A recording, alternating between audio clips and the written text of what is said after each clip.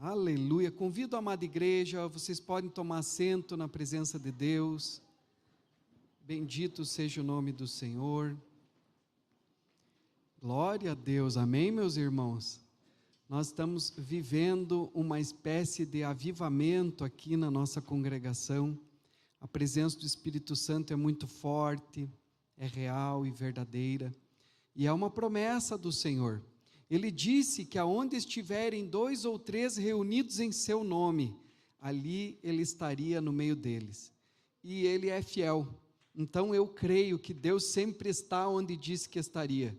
Por isso, meu irmão, minha irmã, use a sua fé nesta noite, porque Deus está neste lugar. Amém? Ele sempre está onde Ele disse que estaria. E Ele disse: onde estiverem 2 ou 3 reunidos em meu nome, ali eu estou no meio deles. Você pode glorificar a Deus, igreja? Quem crê glorifica a Deus, aleluia! Meu Deus, Ele é digno, amada igreja. Oh, aleluia! E eu quero ler com os irmãos 3 textos bíblicos antes de iniciarmos. E já iniciando, porque eu já vou lendo e já discorrendo um pouquinho. Primeiramente, Números capítulo 14, versículo 23. Você que deseja abrir a sua Bíblia, abra juntamente comigo, ou senão você pode acompanhar aqui, Números capítulo 14, versículo 23, este primeiro texto. Diz assim: nenhum deles verá a terra que, com juramento, prometi a seus pais. Sim, nenhum que me desprezaram haverá.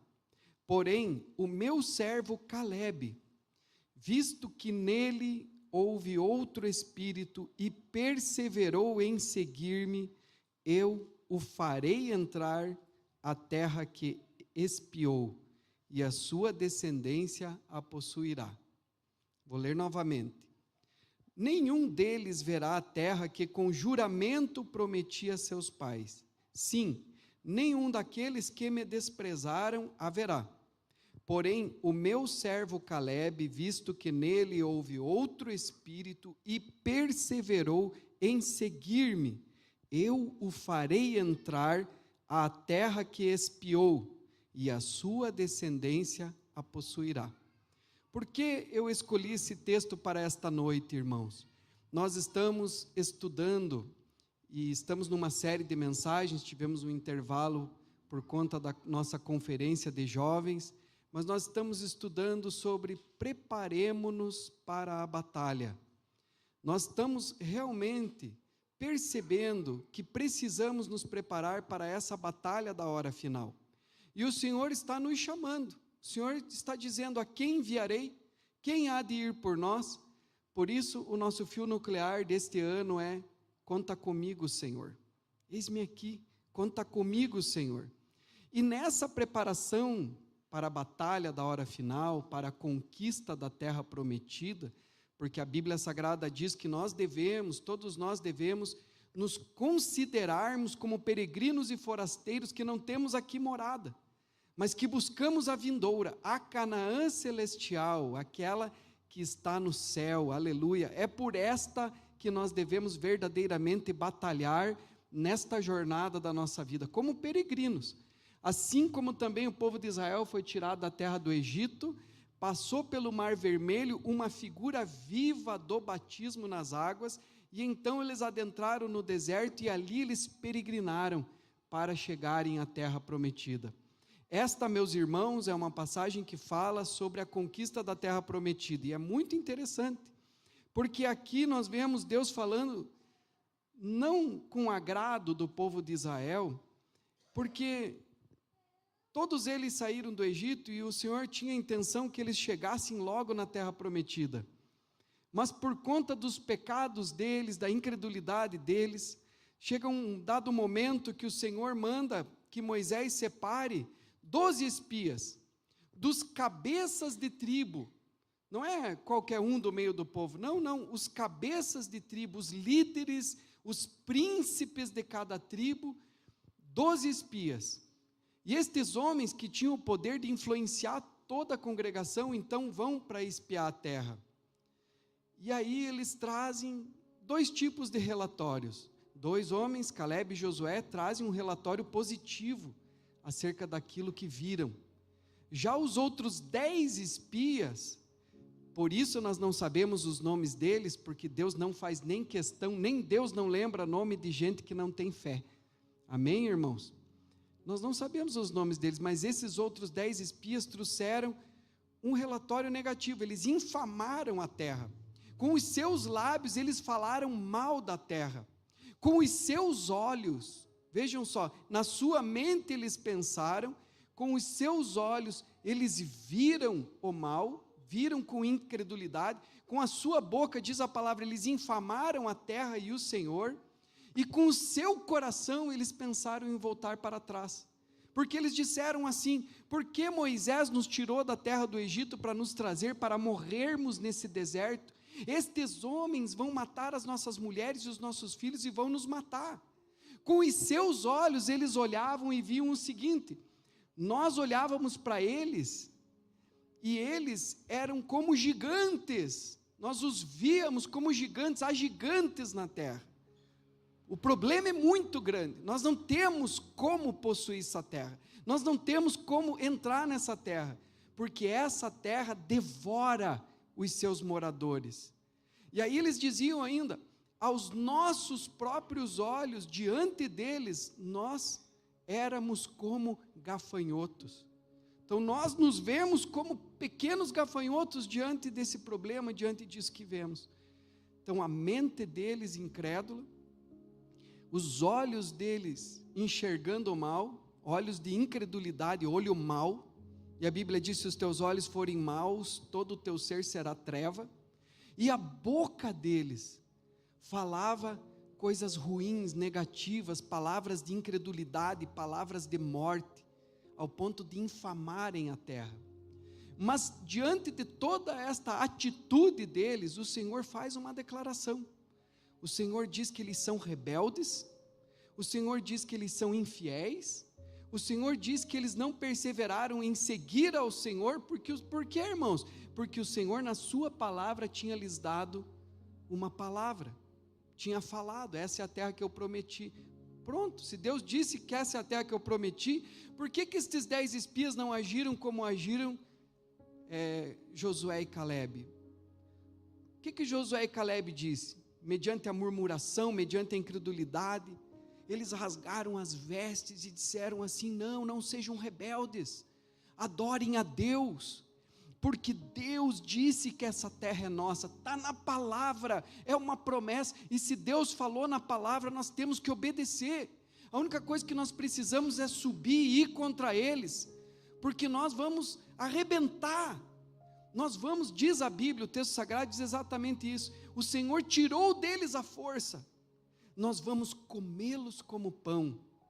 Veja, irmãos, que a fé não é negacionista. A fé enxerga o problema, a fé vê que tem gigantes, a fé vê que tem batalha, a fé vê que precisa esforço, que tem que guerrear, que tem que ir para cima. A fé não é negacionista. A fé não fica dizendo assim: não tenho problema, não, está tudo bem comigo. Não, meus irmãos. Mas a fé declara sobre o problema o poder de Deus.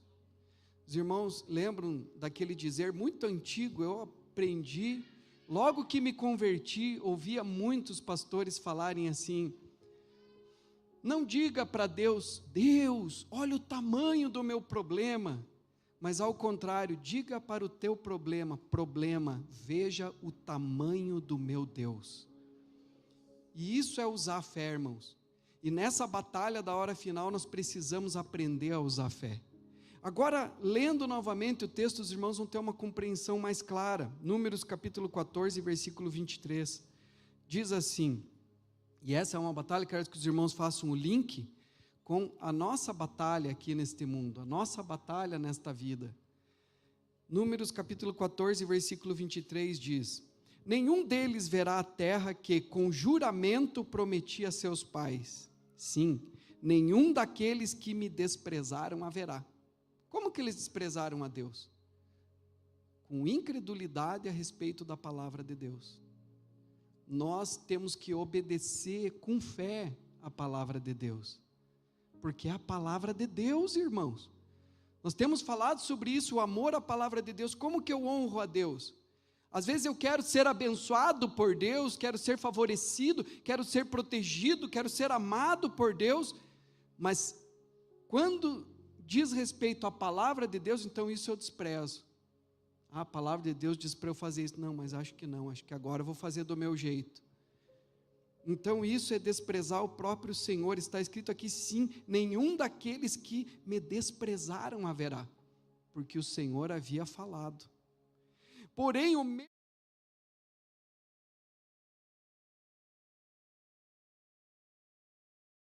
Vamos falar nessa noite, e perseverou em seguir-me, perseverou em praticar, perseverou em viver, perseverou em construir a sua existência sobre a minha palavra, eu o farei entrar à terra que espiou. Olha essa palavra, eu o farei entrar à terra que espiou, e a sua descendência a possuirá. E de fato, meus irmãos, daqueles que saíram originalmente do Egito, somente Josué e Calebe entraram, os outros todos morreram no deserto, porque quando Deus promete, e nós somos fiéis ao Senhor, Deus é fiel, e Ele certamente te fará entrar na sua promessa. Amém, irmãos? Agora, dando continuidade, vamos ler Filipenses capítulo 4, versículo 4 ao 7. Filipenses capítulo 4, versículo 4 ao 7. Diz assim: alegrai-vos sempre no Senhor, outra vez digo, alegrai-vos. Seja a vossa moderação conhecida de todos os homens, perto está o Senhor. Não andeis ansiosos de coisa alguma. Em algumas versões está assim, não fique preocupado por coisa nenhuma. Em tudo, porém, sejam conhecidas diante de Deus as vossas petições pela oração e pela súplica, com ações de graças. E a paz de Deus, que excede todo o entendimento, guardará o vosso coração e a vossa mente em Cristo Jesus. Até aí. Agora gostaria de ler com os irmãos Isaías capítulo 62, versículo 6. Diz assim: sobre os teus muros, ó Jerusalém, pus guardas, que todo o dia e toda a noite jamais se calarão. Vós, os que fareis lembrado o Senhor, não descanseis, nem deis a ele descanso, até que estabeleça Jerusalém e a ponha por objeto de louvor na terra. Nós temos falado aqui, irmãos, em alguns cultos, que tudo o que é ensinado no Novo Testamento, na Nova Aliança, já foi, na realidade, ensinado com outras palavras, noutros termos, no Antigo Testamento. E aqui nós vemos, irmãos, que esta também é uma figura dos guardas em cima dos muros, que fala da oração dos santos, que diz: não descansem, e não deixem o Senhor descansar. Jesus falou sobre isso, e Ele chamou as pessoas que oram dessa maneira, de seus servos, porque o Senhor fará justiça aos seus escolhidos, que a Ele clamam de dia e de noite. Seus servos e escolhidos, são os escolhidos, o povo que clama, são os escolhidos, o povo que ora, o povo que busca, até que o Senhor entre com providência, até que o Senhor faça a obra nas suas vidas. E aí, meus irmãos, eu quero falar nessa noite sobre um dos maiores missionários da história da igreja, chamado John, porque o John teve uma batalha, teve uma luta também, e nessa nossa preparação para a batalha da hora final, é muito importante, e eu creio edificante, nós olharmos para o testemunho do John. O John pegou um navio, daqueles antigos, aqueles navios à vela, e ele estava indo para a Índia, mas antes dele embarcar no navio, um amigo querido, íntimo, foi se despedir dele e entregou a ele uma carta e disse: John, leia esta carta com todo carinho enquanto você faz a sua viagem para ser missionário na Índia. E o John abriu aquela carta, quando ele começou a ler, ele ficou muito chateado. Porque na carta o amigo dizia que para que ele se tornasse missionário e fosse eficaz no campo missionário, ele precisava da plenitude do Espírito Santo. Ele precisava do batismo no Espírito Santo. Ele precisava ser cheio do Espírito Santo. E John ficou muito chateado. Mas que história é essa da plenitude do Espírito Santo? Será que eu já não tenho a plenitude do Espírito Santo? Eu sou filho de pastor, meu pai é um ministro do Evangelho, eu sou um missionário indo para a Índia, eu sou formado na faculdade de teologia, fiz pós-graduação no seminário cristão, mas que história é essa? Ele ficou muito chateado. Mas depois de algum tempo, ele se acalmou, voltou a ler a carta e começou a questionar: mas será que o meu amigo não tem razão? Será que realmente eu tenho a plenitude do Espírito Santo em minha vida? Diante disso, sabendo do desafio que o esperava, ele então faz daquela viagem uma campanha de oração. E ele ora ardentemente de todo o coração durante aquela viagem, buscando o enchimento do Espírito Santo sobre a sua vida. E o Senhor derramou o Espírito Santo sobre a vida de John. O Senhor veio sobre ele de uma maneira maravilhosa e aquela viagem transformou a vida dele. John mal sabia do que lhe esperava. Ele mal sabia que na Índia a sua fé seria profundamente colocada à prova. Um autor, escrevendo sobre ele, disse que os primeiros 12 anos de John no campo missionário na Índia foram chamados de anos ocultos. Ele ficou muito doente, foi atacado por uma febre tifoide, e mesmo assim, ele tinha uma disposição muito grande em orar e estudar a palavra de Deus. Fazia muito isso. E apesar de ele ter ganhado pouquíssimas pessoas ali na sua base missionária, ele não cessava de fazer visitas. Ele ia constantemente às tribos vizinhas e evangelizava e conversava com as pessoas. E ele fez isso insistentemente. Eu fico imaginando, irmãos, talvez alguns de nós teríamos desistido. Você vai evangelizar e os resultados não aparecem, e a coisa começa a demorar, e os anos começam a passar, e você começa a enfrentar doenças, dificuldades, mas John não retrocedeu. E isso é muito importante, irmãos. Aqueles homens de Israel, diz a palavra do Senhor, que quando o coração deles se tornou incrédulo, eles disseram assim para Moisés: nós vamos levantar um capitão, para que nos guie de volta ao Egito, porque de que nos adianta morrer nesse deserto? Então eles começaram a olhar para trás, e muitas vezes o diabo vem e ataca em nossa mente, tentando nos fazer desistir da fé, tentando nos fazer apostatar. E eu quero dizer para os irmãos, nesses últimos dias, irmãos, por se multiplicar a iniquidade, nós temos visto tantas coisas absurdas nesse carnaval, tantas pessoas se fantasiando de Jesus para escarnecer de Cristo, até uma mulher nua se fantasiou de Jesus crucificado. E isso digo eu, irmãos, eu tenho a impressão que poucos nesses últimos dias serão os mornos, mas a maioria ou vai ser frio, vai se desviar, vai apostatar, ou vai ficar cheio do poder de Deus, cheio do Espírito Santo. Então, meus irmãos, que você possa escolher ser cheio do Espírito Santo, porque eu tenho a impressão que os mornos vão desaparecer, porque não vão resistir. A pastora Rovena pregou alguns cultos atrás, dizendo que nos últimos dias, está escrito no Apocalipse, aquele que está sujo, suje-se mais. E é exatamente isso que nós estamos vendo.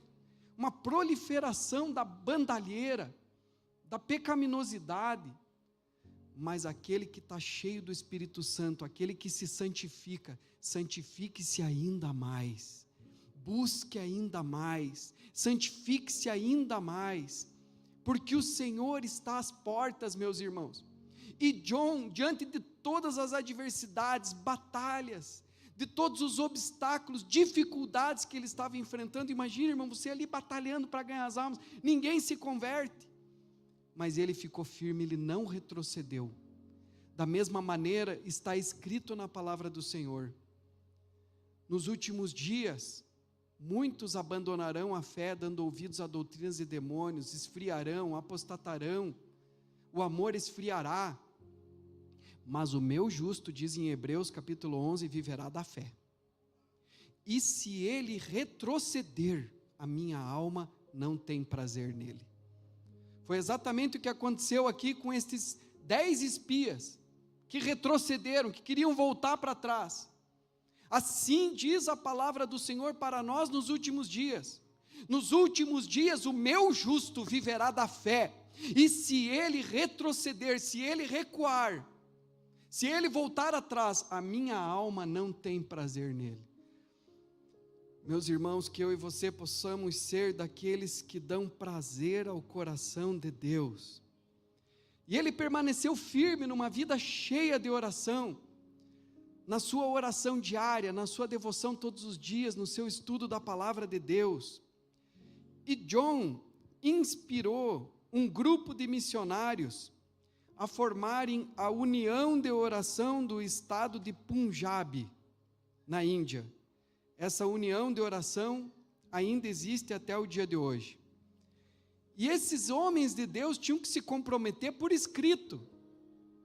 Tinham 5 princípios na forma de perguntas, com os quais eles tinham que se comprometer e assinar embaixo. E eu quero ler aqui para os irmãos do que se trata estes princípios. Preste atenção. Primeiro princípio na forma de pergunta: você está orando por avivamento na sua vida, na vida dos seus colegas de trabalho e na sua igreja? E eu colocaria aqui, acrescentaria mais uma coisa aqui. Você está orando por avivamento na sua vida, na vida de sua família, de seus colegas de trabalho e na sua igreja? Esse é um princípio, um compromisso na forma de uma pergunta. O segundo compromisso: você tem desejo ardente por mais poder do Espírito Santo em sua própria vida, na vida dos seus colegas de trabalho, e está convencido de que você não pode continuar sua caminhada sem esse poder? Segundo compromisso. Você tem o desejo ardente por mais poder do Espírito Santo em sua própria vida, na vida dos seus colegas de trabalho, e está convencido.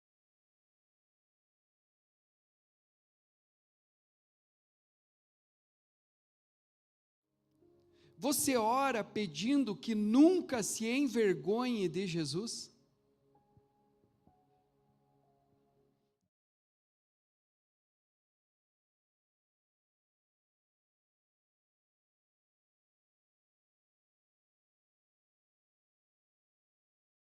Já estamos vivendo, estamos começando a viver isso aqui na nossa comunidade, amém, irmãos?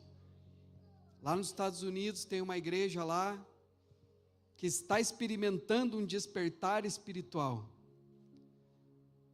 um despertamento espiritual. Na realidade, a melhor palavra é reavivamento. Como é que é em inglês esse termo mesmo? Revival. Porque, irmãos, é algo que está morno ou que está morto e que precisa ser reavivado. A única vez na Bíblia Sagrada que aparece essa palavra reavivamento ou avivamento é quando o profeta ora a Deus pedindo: Senhor, aviva a tua obra no meio dos anos. E olhe como isso faz muito sentido. Por que aviva a tua obra no meio dos anos? Porque muitas vezes, irmãos, por causa da nossa falta de diligência, de cuidado, por causa da nossa falta de piedade, que é de honrar a Deus, amar a Deus, nos devotar a Deus, colocar Deus em primeiro lugar nas nossas vidas, a sua obra nas nossas vidas tende a desvanecer. E aí, Senhor, aviva a tua obra no meio dos anos, não deixe ela desvanecer, não deixe esta chama se apagar. E essa é uma necessidade para nós nos últimos dias, meus irmãos, porque o Senhor está às portas para buscar a sua igreja. Glória a Deus. E quinto compromisso, você separa 30 minutos todos os dias para orar por este avivamento, e você está disposto a orar até que este avivamento venha? Pergunto para os irmãos. Muita gente diz: pastor, eu quero tanto viver um avivamento, eu quero um avivamento. Há 2 semanas atrás nós conversávamos aqui, e um jovem veio para mim, nós fizemos uma oração na rede de homens, e um dos jovens que estava ali orando conosco disse: pastor, o que eu mais quero é viver um avivamento. Mas como que o avivamento vem, irmãos? Vem se nós buscarmos, vem se nós orarmos, vem se nós clamarmos. E eu creio, esse tipo de coisa que é um negócio que nós temos que assinar, né, irmãos? Sim ou não? Nós temos que assinar esse negócio. Se tem alguma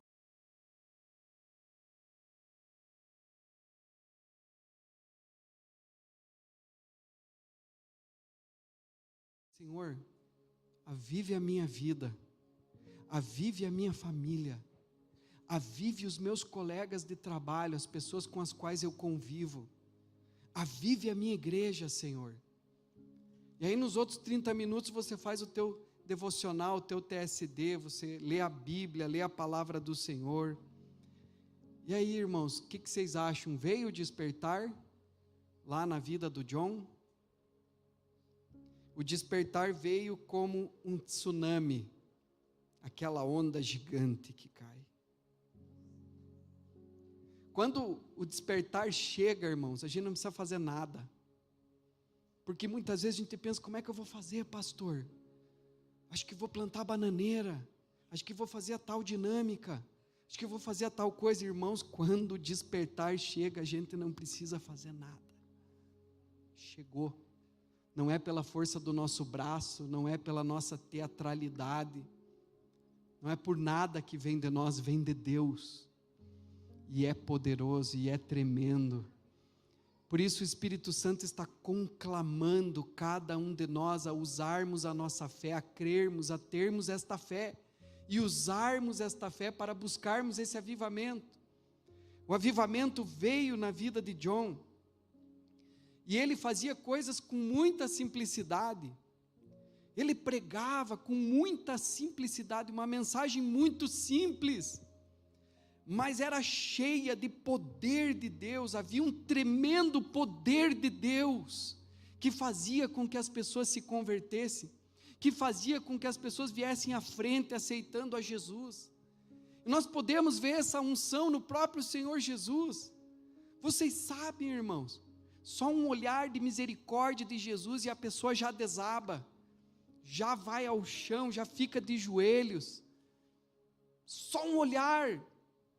E nós precisamos desse avivamento nas nossas vidas, e o Senhor está nos chamando para isso. John se tornou um sentinela, texto que nós lemos de Isaías, né? Coloquei os meus sentinelas.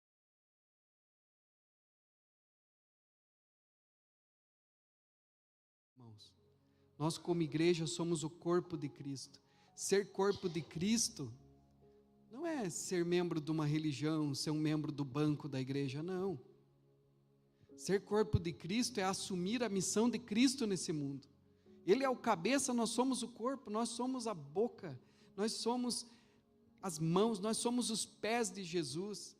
E o Senhor Jesus quer alcançar este mundo. Então todo avivamento tem como propósito alcançar os perdidos.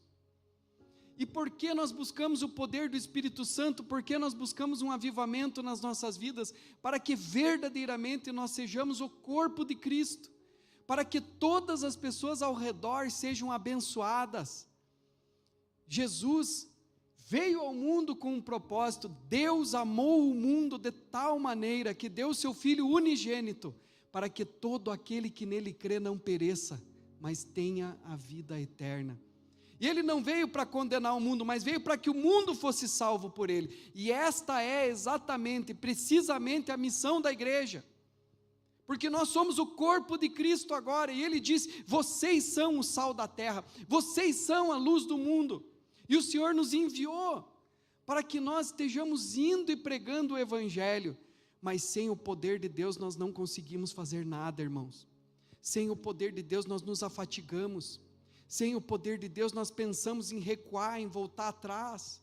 Muitas vezes os líderes de célula pensam em desistir, porque nós precisamos do poder de Deus. Agora, quando estamos cheios do poder de Deus, nós queremos fazer a obra, nós queremos ganhar almas, nós queremos abrir a nossa casa para a pregação do evangelho, porque estamos cheios do poder de Deus.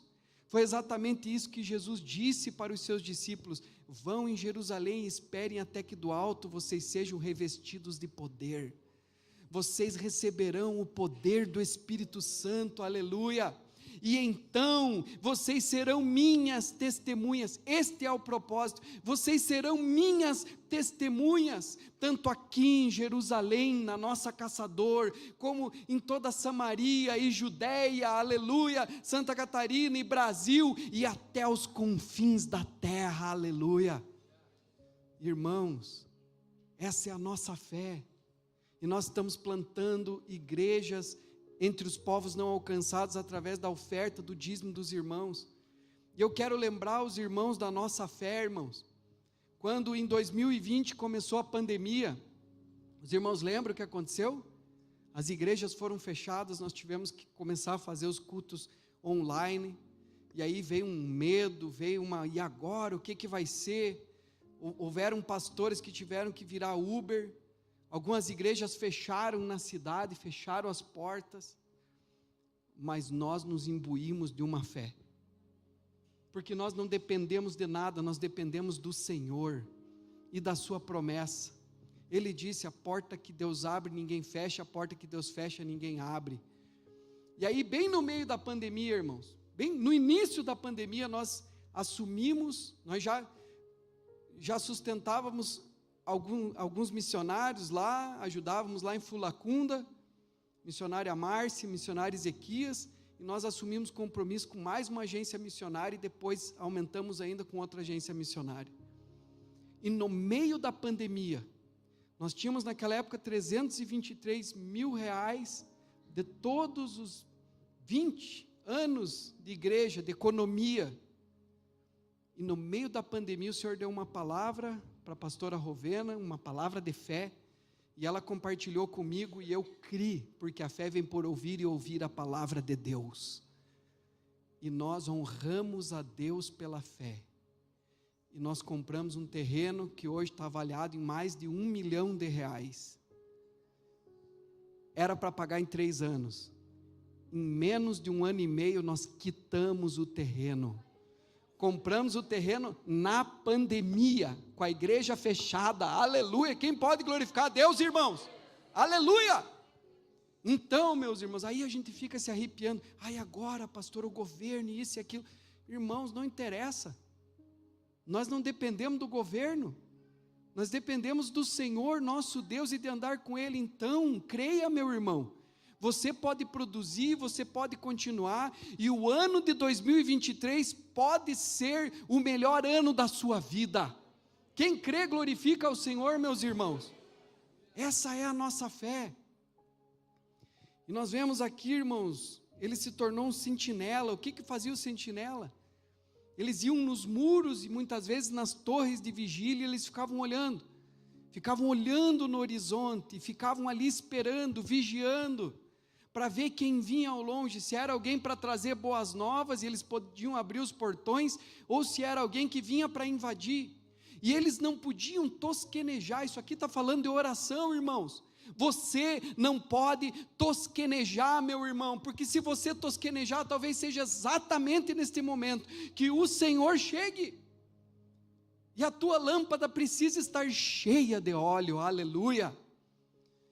E aí, se ele tosquenejar, se ele se distrair, se ele parar de vigiar, aqueles inimigos sobem os muros, entram na cidade, invadem e destroem.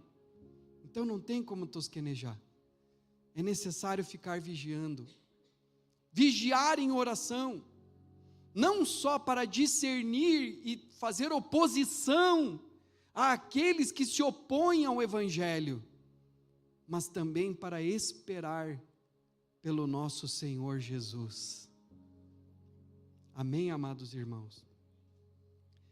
Em 1912, este homem, John Hyde, faleceu. E ele faleceu com 47 anos. Mas ele ficou conhecido como o Senhor Oração. Como é bonito quando alguém corre a carreira da vida e termina vencedor. Termina deixando um legado. Tem uma vida que não foi inútil. Para que serviu a sua vida? Serviu para eu viajar em restaurantes, em bares, desfrutar, comer alguma coisa ou outra. Misericórdia, irmãos. A nossa vida precisa ser uma vida que vale a pena ser contada. Você precisa escrever com a sua existência uma história que vale a pena ser contada. E o desejo da vida de John Hyde poderia se traduzir em poucas palavras: uma caminhada íntima com Deus através da oração. Meus irmãos, nós somos chamados para vivermos uma vida íntegra, uma vida correta. E se você é uma destas pessoas que trabalha duro pelo que importa na vida, então isso é para você. Se você quer levar Deus a sério, mas levar Deus a sério mesmo, então isso que está sendo pregado aqui nesse culto, nessa noite, é para você, para que nós possamos nos capacitar para levarmos o cheiro suave de nosso Senhor Jesus Cristo em todos os lugares. A oração mostra a nossa intimidade com Deus, porque quando você passa muito tempo com uma pessoa, você vai ficando parecido com esta pessoa. E às vezes nós nos esforçamos tanto com a força do nosso braço para sermos cristãos, para sermos santos, e sofremos tantas derrotas. Mas quando nós temos uma vida de intimidade com Deus, uma vida de oração, automaticamente nós vamos nos tornando parecidos com Ele, nós vamos pegando o jeitão dEle, nós vamos pegando o amor dEle, a graça dEle. Quanto mais tempo você passa com Jesus, mais parecido com Ele você fica. Alguém pode perguntar: mas pastor, como eu posso falar com Deus? Tem que ser daquele jeito rebuscado? Ó Senhor, meu Deus e meu Pai. Olha, irmãos, a Bíblia diz que a boca fala do que está cheio o coração. A Bíblia diz: buscar-me-eis e me achareis quando me buscares de todo o coração. Então eu acredito que o mais importante é você buscar a Deus com a sinceridade, com a verdade, buscar a Deus do coração. Mas se para isso você gosta de usar palavras rebuscadas, então não tem problema nenhum. Use palavras rebuscadas.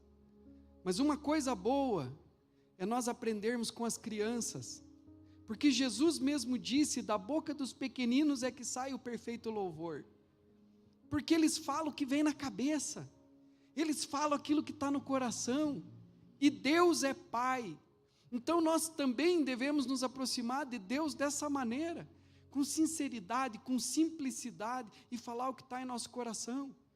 Aconteceu lá nos Estados Unidos, num culto, de uma criancinha de 5 anos vir à frente, e ela veio no altar, irmãos, um toquinho de gente assim, na hora da oração, todo mundo orando direitinho nos seus lugares, e aquela menininha veio à frente, e aquela menininha dobrou o joelhinho no altar, e ela batia no altar, e ela chorava, e ela clamava por Deus, e o povo todo daquela congregação ficou olhando aquela menininha, e dali um pouco todo mundo veio à frente, e o pessoal foi dobrando o joelho, e se quebrantando na presença do Senhor, e buscando a presença do Senhor. Então não existe melhor expressão de como orar, do que a oração de uma simples criança, Por que, irmãos, muitas vezes nós não oramos, nós somos derrotados na nossa vida, nessa, por exemplo, meia hora diária de oração, e nós não oramos? E você diz, eu amo a Deus sobre todas as coisas, mas não ama.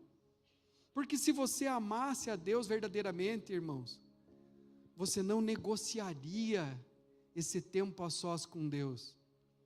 Isso seria uma prioridade, porque Deus tem que ser a nossa prioridade. O mandamento é amar a Deus sobre todas as coisas.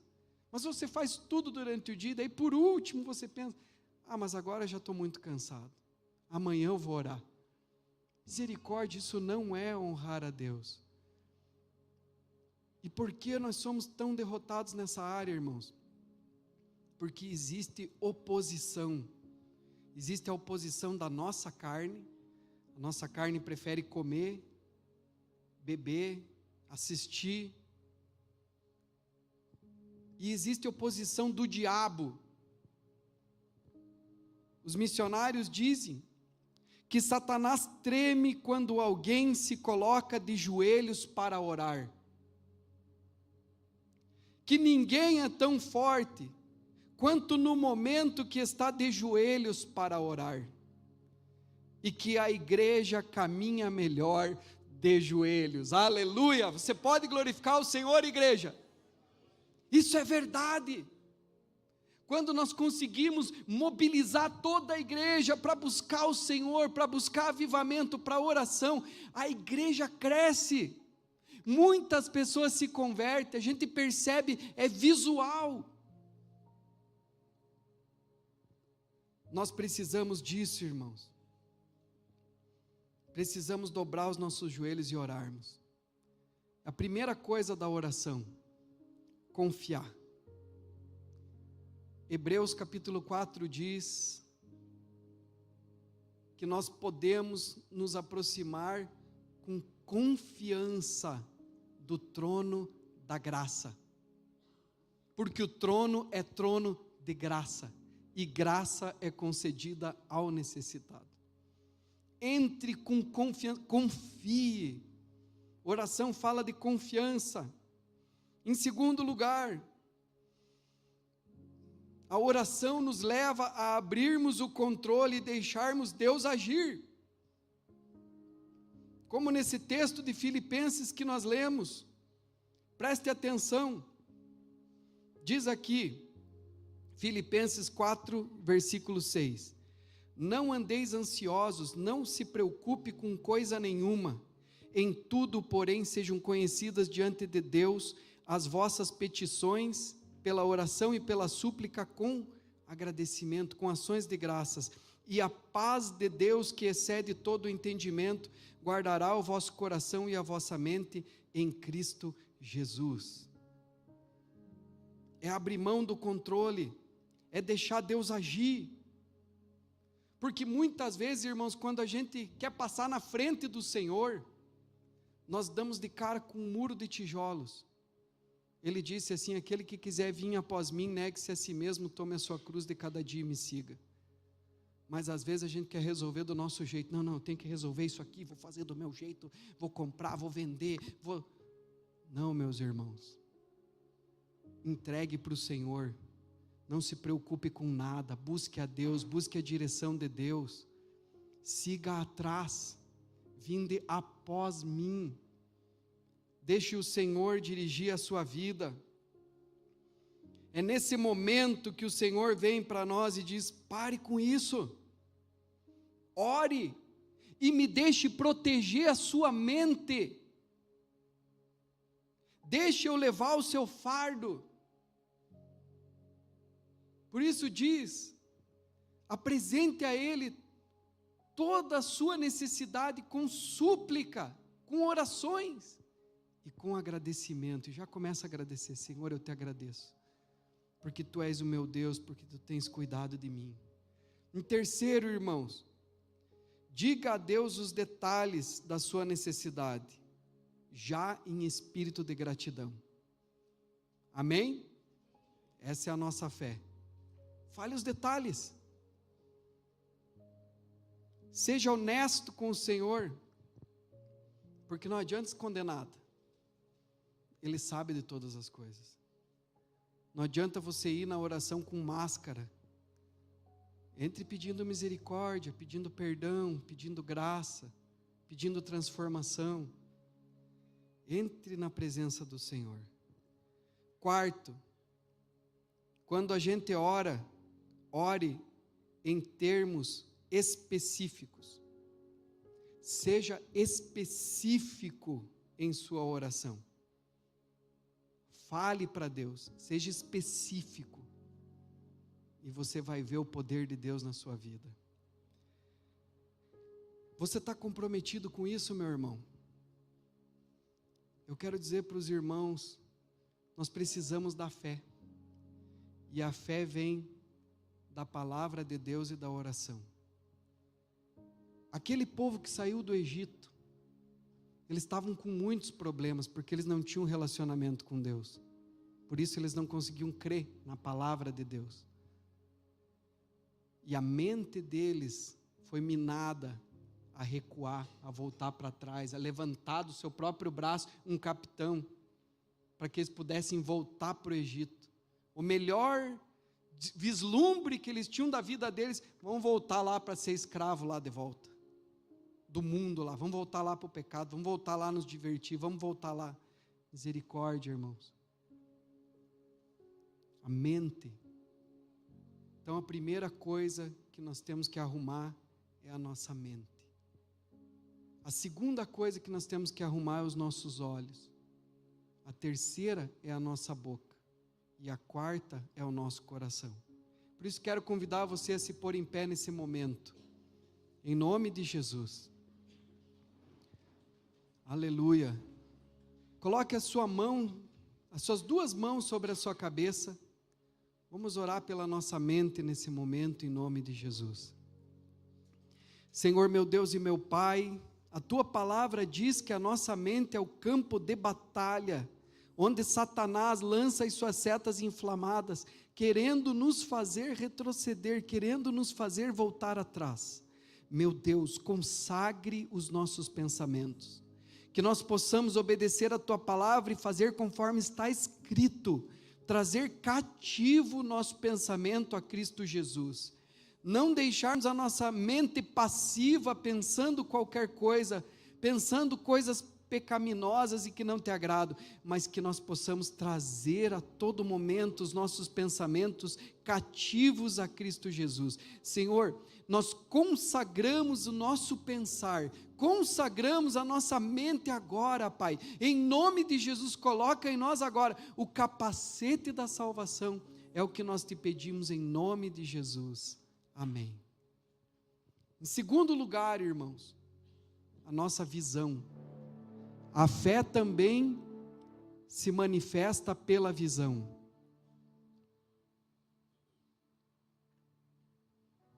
Como eu disse para os irmãos, nós não somos negacionistas. Você está vendo o problema. Você diz, não, tem um problema na minha vida, estou com um problema nessa área, estou com um problema no casamento, na finança, aonde for, com o filho. Mas você não vai se mover pelo que você está vendo. A Bíblia diz, nós não andamos pelo que vemos, andamos pelo que cremos. Então, além desse olho que faz com que você perceba os problemas ao redor, nós precisamos ter visão de Deus, que vem através da revelação do Espírito Santo e da palavra de Deus. Coloque as suas mãos nos seus olhos agora, vamos orar pelos nossos olhos. Senhor meu Deus e meu Pai, nos dê olhos bons, tire de nós o olho mau, que vê o defeito em tudo, que vê o mal em tudo, que vê a tragédia em tudo.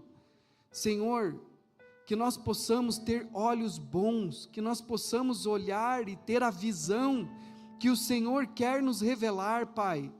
Em nome de Jesus, nos dê visão, Pai, a visão da fé, que nós possamos andar e avançar com os olhos da nossa fé.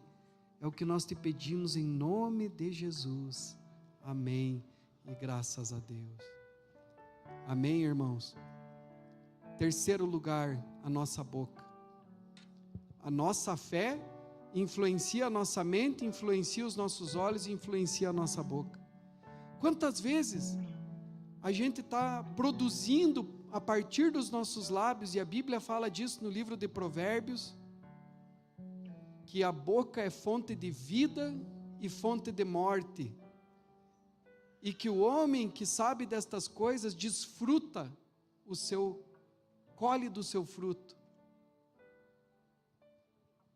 E quantas vezes a gente está gerando mal, pessoas falando direto, murmuração, murmurando contra a esposa, murmurando contra o marido, murmurando contra o trabalho, murmurando contra a igreja, e a boca vai produzindo aquilo, irmãos, murmurando contra os filhos.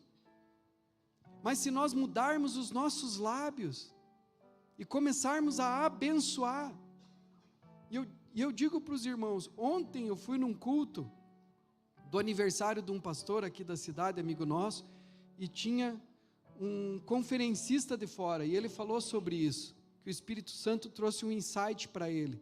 Eu achei muito interessante, irmãos.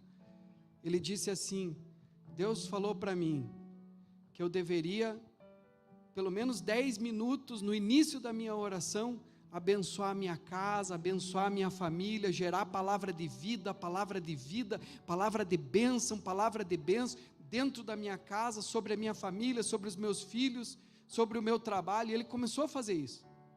Daí depois desses 10 minutos de gerar bênção e abençoar e falar e abençoar e profetizar coisas boas, positivas, ele então orava a Deus: Senhor, eu estou com essa dificuldade, E eu vi, sabe que isso é muito bom?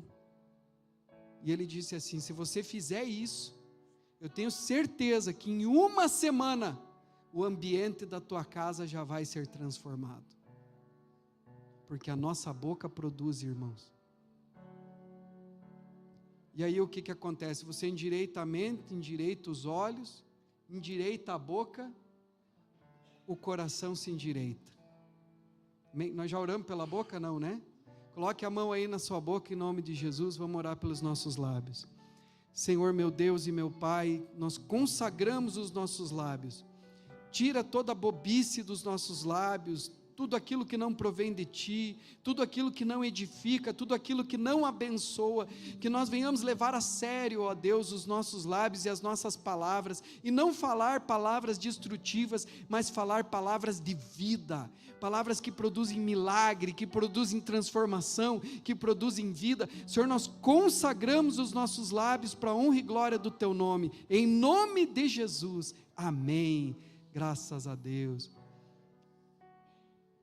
Aí, meus irmãos, você arruma a mente, arruma os olhos, através da fé, arruma o teu falar através da fé, e o teu coração também se arruma, porque as nossas emoções se arrumam. Por isso diz a palavra do Senhor: e a paz de Deus, que excede todo entendimento, guardará a vossa mente e os vossos sentimentos, os vossos corações em Cristo Jesus. Amém? Bote a mão no seu coração, vamos orar pelos nossos corações. Senhor meu Deus, abençoe os nossos corações, que os nossos corações, que o coração de cada irmão que aqui está, que o meu coração, Senhor, creia inteiramente em Ti, Pai, que nós creiamos totalmente em Ti, que nós possamos confiar inteiramente em Ti, Senhor. Meu Deus, abençoe as nossas emoções, abençoe a nossa sensibilidade, ó Deus, porque a Tua palavra diz que a paz que excede todo entendimento guardará a nossa mente e os nossos sentimentos em Cristo Jesus. Então, meu Deus, neste momento, ministra esta fé, ministra esta paz no coração de cada homem, de cada mulher, de cada jovem e criança neste lugar. Senhor amado, é o que nós te pedimos em nome de Jesus. Amém e graças a Deus. Amém, irmãos?